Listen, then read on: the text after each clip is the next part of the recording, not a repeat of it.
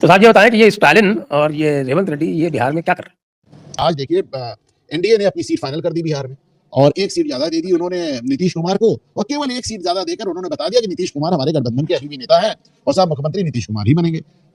बनेंगे नहीं बनेंगे वो बात की बात है। अभी मैसेजिंग हो गई, अभी तक इनकी सीट फाइनल हुई नहीं। सीट फाइनल करने के लिए राहुल गांधी हर तरह के दबाव का इस्तेमाल करते हैं, ऐसे में वो स्टालिन को पकड़ रहा है।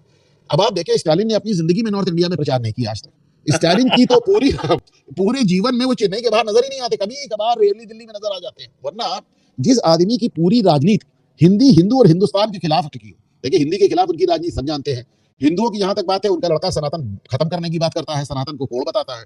और हिंदुस्तान की जहां तक बात है साहब, पिछले 100 साल से पेरियार से लेकर डीएमके तक इन लोग कई बार हिंदुस्तान से, भारत से अलग होकर अपना United states of south India बनाने की बात करते हैं। तो हिंदी, हिंदू, हिंदुस्तान तीनों के खिलाफ उनकी राजनीति है।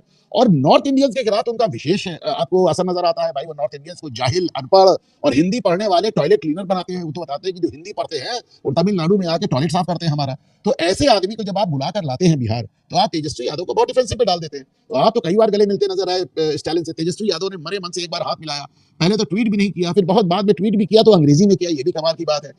स्टालिन यहाँ पे आके तमिल में भाषण दे रहे हैं। अब मैं तेजस्वी यादव को चुनौती देता हूँ कि एक बार चेन्नई जाके हिंदी में भाषण देके दिखा दें।